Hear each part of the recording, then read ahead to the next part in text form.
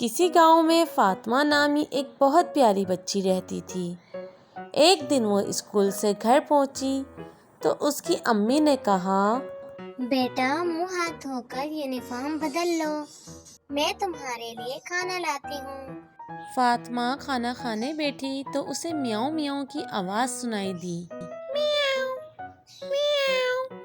اس نے ادھر ادھر دیکھا مگر کوئی نظر نہ آیا، البتہ میاؤں میاؤں کی آوازیں تیز ہو گئیں۔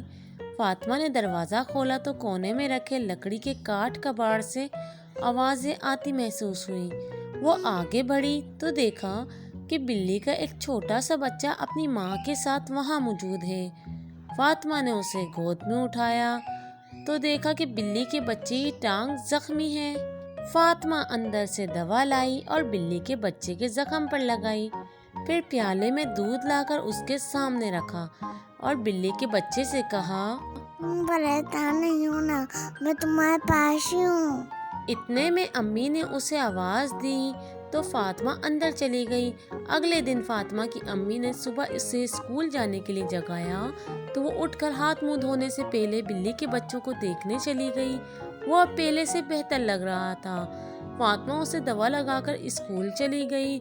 اسکول میں سارا دن فاطمہ اس بچے کے بارے میں سوچتی رہی۔ گھر آتے ہی سب سے پہلے اس نے بلی کے بچے کی خبر لی جو اپنی ماں کے ساتھ کھیل رہا تھا۔ فاطمہ کو دیکھتے ہی وہ فوراً اس کے پیروں سے لپٹ گیا جس سے اس کا شکریہ ادا کر رہا ہو۔ فاطمہ نے اسے گود میں لے کر پیار کیا اور چھوڑ دیا۔ جس طرح فاطمہ نے بلی کے بچے سے ہمدردی کا سلوک کیا، ہم سب کو بھی اسی طرح انسان اور جانوروں کے ساتھ ہم دلی سے رہنا چاہیے، کیونکہ یہ بے زبان جانور بھی ہماری ہمدردی اور محبت کے مستحق ہیں۔ تو پیارے بچوں، آج کی سٹوری اچھی لگی ہے تو چینل کو سبسکرائب کر دیں۔